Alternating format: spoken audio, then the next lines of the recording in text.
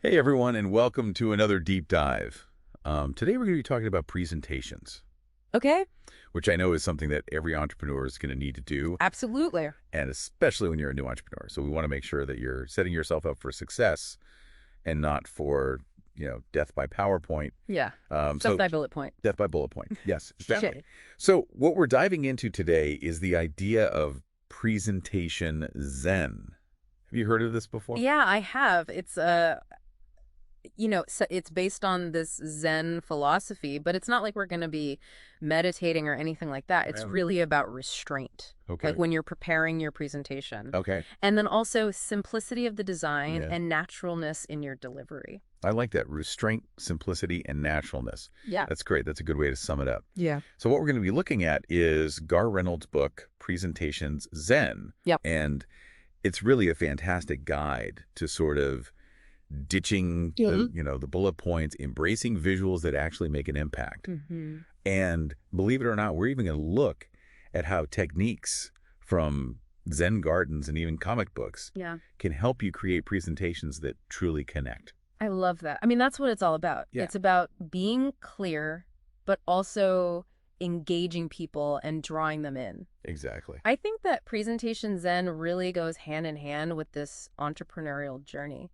Yeah, that way. Because, I mean, if you think about starting a business, it's all about communication. Yeah. I mean, that's how you're going to get your ideas out there. That's how you're going to get funding. Mm. And ultimately how you build a brand. Yeah, absolutely. Mm-hmm. But this idea of restraint, simplicity, and naturalness, Mm-hmm.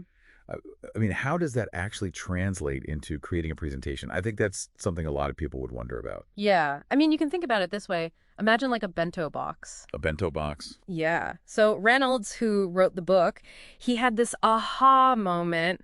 He was on a bullet train in Japan, Oh, wow. and he was just like, wow, like just blown away by the efficiency. Like everything was arranged so thoughtfully, Yeah. and there was nothing extra. It was simple, but it was elegant. Yeah. And that's kind of the idea behind presentation Zen. Okay. I could see that. Mm. So you're not cramming everything onto one slide. Yeah. You're really giving it that space to breathe. But I want to get into some specifics. Okay. What's the first step when you're preparing for a presentation? Yeah, let's say, for example, that you're going to be pitching to some potential investors. So this might sound a little counterintuitive, but I think the first thing you want to do is go analog. What do you mean by that? Yeah, so like step away from the computer Okay. and, grab pen and paper, a whiteboard, even just use some sticky notes. Mhm. Because when you brainstorm away from the screen, Okay. it can really unlock some creativity. Yeah, it can help you to focus too, I think, sometimes, Yeah, and lead to more of a natural flow. I like that. It's kind of like, like that idea of the computer as a bicycle for the mind or whatever. Yeah. It's like we want technology to amplify our ideas, but not to sort of dictate them. Totally. Yeah. Like enhance our thinking, not replace it. Exactly, yeah. So it sounds like taking that time to just really think through what you want to say before you even open up PowerPoint or Keynote or whatever is important. For sure. And then as you're brainstorming, you want to keep your core message in mind. Okay. I mean, this is essential. Every element should tie back to this. Mm-hmm. Like your visuals and any stories that you want to tell. Reynolds calls this the Dakaranani test. The what test? Dakaranani. It means so what? Okay.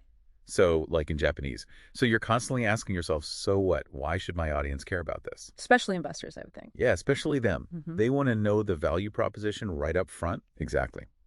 Now, before we get into the design aspects of Presentation Zen, what about handouts? What role do those play? Okay, so this is a good point. Yeah. I think handouts can be really helpful. I always thought they were kind of old school. Yeah. I thought, well, I have my slides. Isn't that enough? I think it's a good idea to have both, actually. Okay. Because it frees you up from having to put every single detail onto your slides. Right. So, your slides, they should be really visually compelling, you know, Yeah. and just kind of give the big picture. Okay. But then the handout can provide more in-depth information for those who want it. So it's kind of like the slides are the highlights, Exactly. and then the handout is where you can go into more detail. Yeah. And you're not creating these slide mints, which nobody wants to read anyway. Slide mints. That's a good word. I Yeah. like that. All right. So that brings us to, I think, maybe the fun part, Okay. which Huh. is designing those visuals. How do you actually create slides that are clear, engaging, and really enhance the message? Yeah, that's a great question. I think it all comes back to signal-to-noise ratio. Okay. Remember we were talking about the bento box? Yeah. Yeah. Yeah. It's like we want to make sure the signal is strong and there's not too much noise. I see. So cut through the clutter. Yeah. That's really what that means. Yeah. And that applies to the visuals. Mm-hmm. Okay. What are some practical tips for actually doing that? Well, one thing I think you can do is use high-quality images whenever possible, Okay. rather than text, because visuals, we process them so much faster, Yeah. and they can actually make people feel things, Right. which text doesn't always do. Yeah, that makes sense. Okay, so use images over text as much as possible. What other design principles can help us out here? So, remember, Presentation Zen is all about simplicity. Mhm. So it's not about complexity. And Wow. we can actually borrow those same principles from that bento box. Okay. Everything was arranged deliberately with space between those elements. Right. And that's exactly what we can do with our slides, too.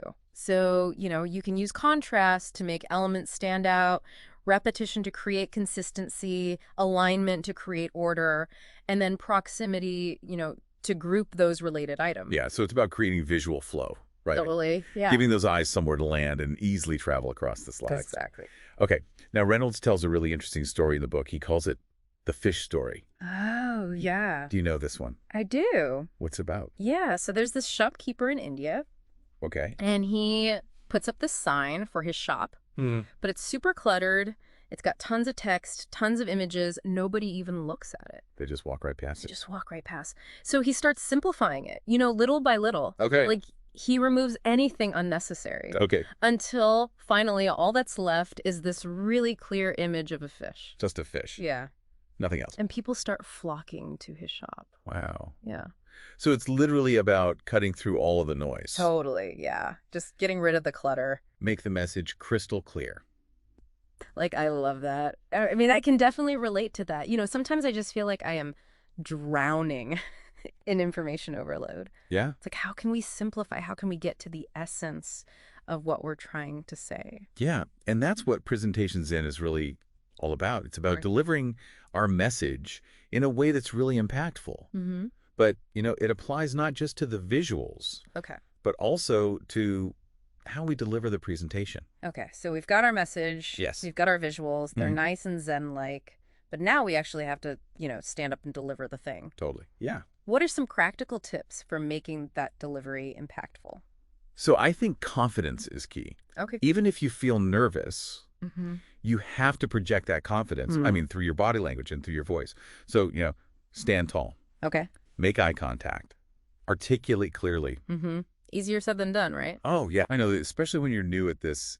I mean, I get nervous just thinking about presenting to a group, Yeah. especially a group of investors. For sure. So any tips for calming those nerves and making eye contact feel more natural? Yeah, so one thing you can do is instead of trying to scan the entire room, Okay. just pick out individuals Okay. and then just make a brief but genuine eye contact with them. Okay. It'll make you feel more grounded and it'll create a sense of connection. Yeah, it's like you're having individual conversations. Exactly. Okay. Yeah. And breathe. That's important too. Oh, yeah. Deep breaths. Yeah, take a few deep breaths before you get started. Go deep breaths. Mm-hmm. Focus on individuals. And then I've also heard that using a remote to advance those slides Oh, yeah. make a really big difference. Is that true? It's so true. I highly recommend it because it frees you from being tethered to the computer. So you can move around more freely, use more gestures, and even step closer to the audience when you want to emphasize a point. Okay, I like that. Yeah, you're not stuck behind the podium, Yeah, it's all about energy. right? You want to have that energy and connection. And connection, yeah. Make the audience feel like you're having a conversation with them. Yeah? You're not just lecturing at them. Yeah. Now, I know there's more to Presentation Zen than just these basics. Yeah. So I'm ready to dive into some of those, more advanced techniques. What about this PONCH acronym that I keep hearing about? Oh, yeah. PONCH is great. It stands for personal, unexpected, novel, challenging, and humorous. Okay. So how can we use POUNCH in our presentations? So you can use these elements especially in your opening Okay. because it really grabs the audience's attention Okay. and they'll remember your presentation. And make it more memorable. Oh, Okay. yeah. So can you give me an example of how I could use PONCH? Let's say I'm pitching a new productivity app. Okay. So instead of just starting with like a really dry overview of the features, Okay. you could start with like a personal story about your own struggles with productivity. Okay. And then maybe you could even share like a funny anecdote about a time when, being disorganized caused a major mishap or something. Okay. So that's personal and humorous right there. Okay. I like that. It's relatable Yeah. and it kind of sets a lighter tone. Mm-hmm. But then how do I bring in the unexpected? Okay, so for unexpected, you could, instead of just kind of launching into the details right away, Okay. you could maybe reveal a surprising statistic Okay. about how much time people waste every day because they're disorganized. I see. That's unexpected, and Yeah. it'll really grab their attention. They're like, what? Really? Yeah, I like that. Now, how do we maintain that momentum throughout the presentation? I know that Reynolds also talks about bringing a sense of jazz to the stage. Yeah. What does he mean by that? It's like, it's not about actually playing music or anything. Oh, yeah. I mean, unless you want to. Right. But it's about that honest intention and that connection that we talked about earlier. Like being present in the moment, responding to your audience's energy, and letting your passion for your idea shine through. So it's less about rigidly sticking to a script Yeah. and more about having a genuine conversation with the people in the room. Totally. Yeah, like even if it's a large audience. Exactly. It's about authenticity, right? Okay. Now, we've covered a lot of ground here. The philosophy, the techniques, the tips. Yeah. But before we wrap up this part of our deep dive, I want to touch on one more really fascinating concept. Mirror neurons. Have you heard of these? Oh, yeah. I mean, this is where the science connection gets really cool. It does, doesn't it? Yeah. But I have to admit, I don't really understand how they work. What are mirror neurons? So they're these amazing cells in our brains. Okay. And they fire not only when we do something, Okay. but also when we see someone else doing the same thing. Wait, so you're telling me that if I'm watching someone give an amazing presentation, Yes. my brain is kind of like practicing those skills too? Yeah, basically. Like it's mirroring the experience. Wow, that's a bit freaky, but it's also really, really cool. It is. So how do these mirror neurons actually play a role when we're giving presentations? Okay, so imagine a presenter who's really passionate about their idea, Okay. and they're really enthusiastic. They've got all this energy. They're smiling genuinely. Mm-hmm. All of that triggers mirror neurons in the audience. Really? Yeah. So it actually creates a deeper connection. Like they're experiencing those same emotions. So if I'm genuinely excited about what I'm talking about, the audience will feel that too? Yeah. It's not just about the words. It's about the emotions behind the words. Exactly. Okay. I can see how powerful that could be. It's really powerful, and it really underscores the importance of authenticity. Yeah. It's not enough to just go through the motions. Right. Like if you really believe in your message, it's going to shine through, Mm-hmm. and the audience is going to feel it. So it's not about trying to be someone I'm not. It's about really tapping into that passion and that belief. Yes, exactly. Okay. So I'm definitely going to try to channel my inner excitement. But I also have to admit, I'm a little bit nervous about coming across as, too cheesy or over the top. Sure. So how do we strike that balance between, being authentic and not making the audience cringe? Yeah, I mean, that's a great question. I think it really comes down to, again, being genuine, Okay. not contrived. So, think about it this way. Would you rather listen to a friend who's like passionately sharing an idea that they're really excited about, or someone who's just clearly reading a script? Yeah, I'd much rather listen to my friend. Totally. So it's about letting that passion come through. Okay. So it's really about having a conversation, not putting on a performance. Exactly. Yeah. Now, we've talked about the theory behind Presentation Zen, but I'd love to see it in action. Yeah. So are there any presenters that you would recommend studying? Oh, yeah, definitely. People who really embody this approach. Yeah. Who comes to mind? Well, one that comes to mind is Steve Jobs. Of course. Yeah, he was like a master of crafting these presentations that were simple and captivating. Yeah. He used storytelling, stunning visuals, and of course, he had undeniable charisma. Yeah. And, people are still talking about his presentations today. Exactly. Yeah. I mean, those are the ones that people remember. So what are some of his key techniques that we can learn from?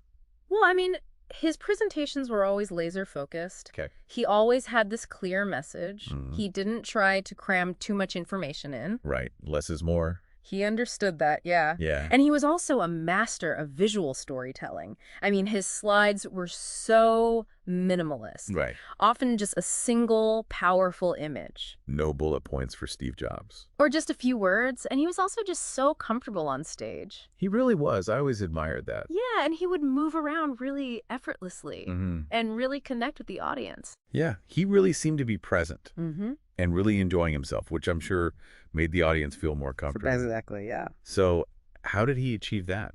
So he used a remote to advance the slides, Okay. and it allowed him to be free from that podium. Mm-hmm. So he would engage directly with the audience, Right. use gestures, eye contact, and he would even pace back and forth a little bit to emphasize points. Okay. So it's like those small details can make a really big difference. I do. And we've been talking about those small details today. But yeah, that's interesting. Yeah, it made it feel like a conversation, even though he was presenting in front of thousands of people. Yeah, I like that. All right. Who else should we be paying attention to? So another great example is Hans Rosling. Okay. He was a Swedish physician and a statistician, Okay. known for these really dynamic presentations on global health and development. Okay. Have you ever seen one of his TED Talks? Yes, I love his work. Yeah. He's got this amazing ability to bring data to life Yeah. in a way that's both informative and entertaining. He is such a good storyteller. He really is. Yeah, I mean, he utilizes these really powerful data visualizations, Mhm. but it's really his energy, his genuine curiosity, and his storytelling that really draw people in. Right. It's not just facts and figures, it's this compelling narrative. Yeah. He's not afraid to get playful with the data, right? Yeah. I remember him using these animated bubbles and even juggling to make his points. Yeah. And it's just so refreshing to see a presenter who's not afraid to have fun Yeah. with a topic that could be pretty dry. Totally. And it shows us that data doesn't have to be dry and boring. Yeah. Like, it can be engaging, exciting when it's presented with passion and creativity. Exactly. Now, these are great examples of, people presenting to large audiences. Yeah. But I'm also thinking about those times when I'm presenting in smaller settings, Okay. like, a board meeting Yeah. or an investor pitch where it's not hundreds of people. Yeah. It's just a handful. Right. Do the principles of presentation Zen still apply? Absolutely. I mean, these principles are universal. Okay. However, you might need to adapt your approach a little bit Gotcha. based on a context. So, like, for those smaller, more conversational settings, Okay. you might actually consider ditching the slides altogether. Really? No slides at all? Yeah. Okay. Well, wouldn't investors, for instance, expect to see some visuals? You can certainly use visuals if they're appropriate, Okay. but I think sometimes a more direct, interactive approach is more effective. Okay. And if you think back to how Steve Jobs often ran meetings, for instance, Okay. he actually preferred whiteboards and face-to-face discussions Right. because it allowed for more collaboration. Okay. So it's about choosing the right tool for the job. Exactly. And sometimes that might be a whiteboard or even just, a well-designed handout instead of a full-blown slideshow. Totally. Yeah. And that's a big takeaway for me, I think, is that sometimes less can be more. No matter the setting. For sure. You always want to consider the context, the audience, the goals. Right. And then decide what the best approach is. But, at the heart of it all is that jazz spirit. Yeah. That genuine desire to connect and share your ideas. Okay. So whether I'm presenting to a room full of investors or having a one-on-one meeting, it's about finding that authentic connection, Yes. letting my passion for my idea shine through. Mm-hmm. And that's something I can definitely work on. For sure. I mean, presentation skills, like any skill, they take practice and refinement. Yeah. So, don't get discouraged if your first attempts don't feel perfect. Right. The more you present, the more comfortable and confident you'll become. Yeah. And I'm definitely willing to put in the work. But before we move on, I just want to make sure that I'm understanding the core message here. Okay. It seems like Presentation Zen is more than just, a set of techniques for designing slides. Mm-hmm. It's really like a philosophy, It is. a way of thinking about communication. Yeah, you hit the nail on the head. Okay, good. It's about embracing simplicity, clarity, and authenticity in everything you do. Mm-hmm. I mean, from the way you brainstorm your ideas to the way you connect with your audience. And cutting through the noise and letting your true self shine through. Exactly. I love that. Yeah. And I think it's Yeah. something that we can apply not just to presentations, but to all aspects of communication. You're so absolutely. Whether it's writing an email, Yeah, pitching a partner, for sure. or even just having a conversation with a friend. It's about being present, Yeah. intentional, and true to yourself. I love that. Oh, Okay, I'm feeling energized and ready to take these principles to the next level. awesome. But for now, we're going to take a quick break. Okay.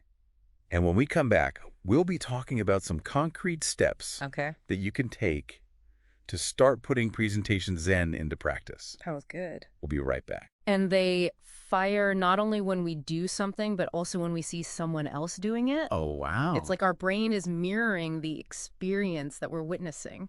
Oh, so you're saying, like, if I'm watching someone give an awesome presentation, my brain is actually kind of like practicing those skills too. Yeah, pretty much like it's mirroring the experience. Wow, that is so cool. It is cool. But also a little freaky. Yeah. So how do mirror neurons actually play a role when we're giving presentations? So imagine a presenter who's like super passionate about their idea and they're really enthusiastic. They've got great energy. They're smiling genuinely. All of that is triggering mirror neurons in the audience's brains. Really? Yeah. And it creates a deeper connection. Like they're kind of experiencing those emotions right alongside the presenter. So you're saying that if I'm really excited about what I'm talking about, the audience will actually feel that. Yes. It's not just about the words themselves. It's the emotion behind the words. Exactly. Okay, I see how that could be really powerful. It's super powerful. And it really just drives home the importance of authenticity. Yeah. Because it's not enough to just go through the motions. Like if you genuinely believe in your message, it's going to shine through and the audience is going to feel that connection. Okay, so it's not about trying to be someone that I'm not. Right. Yeah. It's about really tapping into that passion and that belief. Exactly. Okay, so I'm definitely going to channel my inner excitement. Yes. But I also have to admit, I'm a little nervous about coming off as too cheesy or, over the top. Sure. So how do we strike that balance between being authentic and not making the audience, cringe? Yeah, that's a great question. And I think it just comes down to being genuine. Okay. Not contrived. Think about it this way. Would you rather listen to a friend who's passionately sharing an idea that they're excited about, or someone who's clearly just reading from a script? Yeah, I'd much rather listen to my friends. Right. So it's about letting that passion come through. Okay, it's about having a conversation, not putting on a performance. Exactly. Now, we've talked a lot about, the theory behind presentation Zen. Yeah. But I'd love to see it in action. Are there any presenters you'd recommend studying? Oh, yeah, tons. People who really embody this approach. Yeah. Who comes to mind? Well, Steve Jobs, of course. Of course, yeah. He was a master of crafting these presentations that were so simple, but also captivating. He blended storytelling, stunning visuals, and he had this undeniable charisma. He did. And I mean, people are still talking about his presentations today. I know, they're iconic, right? What are some of his techniques that we can learn from? Well, his presentations were always laser focused. Okay. Like he had a very clear message and he didn't try to cram in too much information. Right. Less is more. Exactly. Yeah. He was also a master of visual storytelling. His slides were very minimalist, Right. often featuring a single image. No bullet points for Steve Jobs. Or just a few words, and he was just so comfortable on stage. He really was. Yeah, I always admired that about him. Yeah, like he moved so effortlessly, and he really connected with the audience. He seemed so present, too. Yeah. And, he was enjoying himself, which probably made the audience feel more comfortable. Totally. So how did he do that? Well, he used a remote to advance the slides, Okay. which allowed him to be free from the podium. Okay. And he would engage directly with the audience using gestures, eye contact. Right. And he would even pace a little to emphasize a point. Okay, so even those little details can make a big difference. They do. They really do. Yeah. It made it feel like a conversation, even though he was presenting to thousands of people. Yeah, I like that. Yeah. All right, who else? So another great example is Hans Rosling. Okay. He was a Swedish physician and statistician. Okay. And he was known for these dynamic presentations on global health and development. Okay. Have you ever seen one of his TED Talks? Yes, I love his work. He's amazing. He has such a great way of bringing data to life He does. in a way that's both informative and entertaining. He's such a good storyteller. He is. Yeah, and he utilizes these really powerful data visualizations, but it's really his energy, his genuine curiosity, and the storytelling that really draws people in. Right. It's not just facts and figures, it's this compelling narrative. Yeah. He's not afraid to be playful with the data either, right? No, not at all. I remember him using those animated bubbles. Uh-huh. and even juggling to make his points. Yeah, yeah. And it's so refreshing to see a presenter who's not afraid to have fun I agree. with a topic that could be pretty dry. Totally. And it just goes to show that data doesn't have to be boring. Yeah. It can be exciting and engaging if it's presented with passion and creativity. Exactly. Now, these are great examples of people presenting to large audiences, Mm-hmm. but I'm also thinking about those times when I'm presenting to smaller groups, like a board meeting or an investor pitch, Right. where it's just a handful of people, not a huge audience. Uh-huh. Do those principles of presentation then still apply? Oh, absolutely. These principles are universal. Okay. You might have to adapt your approach a little bit based on the context. So, for example, in those smaller, more conversational settings, Okay. you might even consider ditching the slides altogether. Really? No slides at all? Yeah. I mean, wouldn't investors expect to see some kind of visuals? You can definitely use visuals if they're appropriate. Yeah. But sometimes a more direct, interactive approach can be more effective. Okay. And if you think about how Steve Jobs ran meetings, for example, Okay. he actually preferred whiteboards and face-to-face discussions Right. because it allowed for more collaboration and a more dynamic exchange of ideas. Right. So it's about choosing the right tool for the job. Exactly. And sometimes, that might be a whiteboard or even just a well-designed handout instead of a full-blown slideshow. Yeah, sometimes less is more, no matter what the setting is. Yeah, that's a big takeaway for me. Yeah. All right, so we always want to consider the context, Yes. the audience, and the goals of the presentation Exactly. when we're deciding what the best approach is. And I think at the heart of it all is that Jav spirit, Yeah. that genuine desire to connect and share your ideas. Okay, so whether I'm presenting to a room full of investors or having a one-on-one meeting, it's really about finding that authentic connection Yes. and letting my passion shine through.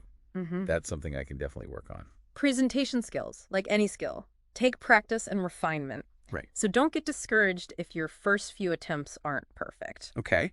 The more you present, the more comfortable and confident you'll become. I'm willing to put in the work, but before we move on, I just want to make sure I'm understanding the core message here. Okay. It seems like Presentation Zen is more than just a set of techniques for designing slides. It is. It's really a philosophy. It is. You're exactly right. Okay, good. It's about embracing simplicity, clarity, and authenticity in everything you do, from the way you brainstorm to the way you connect with the audience. It's about cutting through the noise. Yes. And letting your true self shine through. Exactly. And that's a message that really resonates with me, and I think it's something that we can apply to all aspects of communication. Oh, for sure. Not just presentations, Yeah. like writing an email or pitching a potential partner or having a conversation with a friend. It's about being present, Yeah. intentional, and true to yourself. Okay, I'm feeling really energized and ready to take these principles to the next level. Awesome. So are you ready to dive into some concrete action steps? Yeah, let's do it. Okay, so we've explored the philosophy, we've seen some great examples, Yeah. but now I'm ready to get my hands dirty. What are some concrete steps Okay. that I can take to start putting presentation Zen into practice? Especially those early presentations, Yeah. As a new entrepreneur, whether it's pitching to investors or presenting my product at a local event or something, Right. those can feel pretty high stakes. They do. Yeah. So where do we even begin? Well, remember, Presentation Zen is all about simplifying focusing. So step one, even before you go to your computer, is go analog. Okay, back to pen and paper like we talked about. Yeah. But what exactly am I doing during this analog phase? So just brainstorm. Like, don't censor yourself. Jot down every idea, every story, every stat that comes to mind, and then step back and apply that Dakaranani filter. Okay. So ask yourself for each point, so what? Why should my audience care about this? Right. It's easy to get lost in the weeds when you're so passionate about your idea. Totally. But keeping that audience perspective is key, especially when you're trying to, persuade investors or customers. Absolutely. Now, once you've got your core message and key points nailed down, it's time to think about visuals. And remember, we want to maximize that signal, minimize the noise. Okay, so we want to think about those impactful images that we were talking about. Yeah. But honestly, I'm not a designer, so how do I choose the right visuals? Yeah. And how do I make sure that I'm not creating those cluttered slides that make Yes. everyone just zone out? Think about the feeling you want to evoke. So if your product is about innovation, maybe you choose an image of like a rocket launch Right. or a light bulb moment. If it's about simplicity, maybe a serene landscape, minimalist design. And remember, less is more. Don't be afraid to use white space, empty space. Right. It's like that Zen garden again, like that empty space actually enhances the beauty Exactly. of the elements that are there. Okay, so I've got my images, but how do I actually put these slides together? Okay, so when it comes to creating the slides, there are a few simple design principles that can make a huge difference. So we've got contrast, repetition, alignment, and proximity. Yeah. They sound kind of technical, but they're really just about creating visual harmony. Oh, can you break those down for me a little bit? Yeah, so for example, let's say you're creating a slide about the problem that your product solves. Okay. So you could use a strong contrasting color for the headline, The Problem, Okay. to really make it pop, Hmm. and then use a consistent font and color scheme for the rest of the text on that slide and maybe even the next few slides to create that repetition. Align all the text elements to a grid to create that sense of order, and then group related items close together using proximity.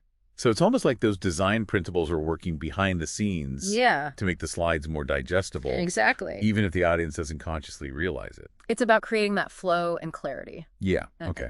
That makes sense. Now let's talk about the delivery, because I know this is where, like, the butterflies in my stomach really start to, Oh, for sure. go crazy. I've heard that even the most seasoned speakers get nervous before a big presentation. Totally. Yeah. It's normal. So what are your tips for, like, calming those nerves Okay. and really projecting confidence, even when you don't feel it? Well, remember, connection is key. So instead of thinking of the audience as this big, scary mass of people, Right. try to make eye contact with individuals, like one person at a time. Okay. It'll help ground you, and it'll create that sense of genuine connection. I like that. And what about movement? Like, should I be pacing back and forth Yeah. or standing, like, rigidly behind the podium? What's the right approach? I would say it's about balance. A remote can help you to move more naturally, Okay. but don't overdo it. Just use movement to emphasize key points or maybe transition between ideas. Okay, so purposeful movement. Yeah. Okay. Yeah. And what about hand gestures? I tend to get a little, Oh, yeah. flappy when Yeah, I'm nervous. totally. I think a lot of people do. Yeah. Any advice there? So think of your hands as tools to emphasize your words. Okay. So use them naturally to paint a picture or to Yeah. illustrate a point. And then a genuine smile can go a long way Right. to connect with your audience. It's all about being authentic, Yeah. letting your personality shine through Yes. while still maintaining that professionalism. Exactly. And remember, practice makes progress. Don't expect to be a presentation Zen master overnight. Yeah. The more you present, the more comfortable you'll become. And it's okay to make mistakes. I mean, even seasoned speakers, we all have our off days. That is reassuring to hear. It's not about perfection, it's about progress. Exactly. Now, before we wrap up, I want to touch on that idea of jazz again. Okay.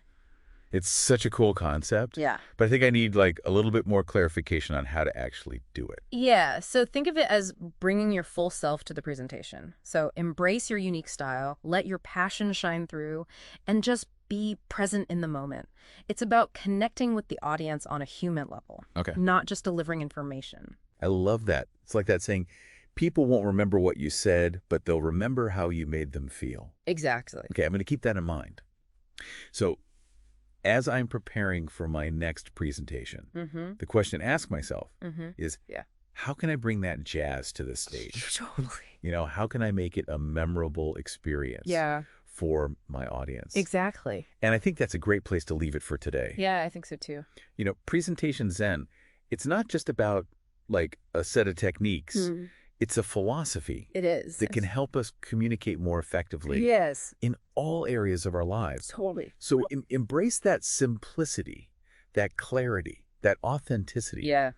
and go out there and share your ideas with the world. Yes, I love it.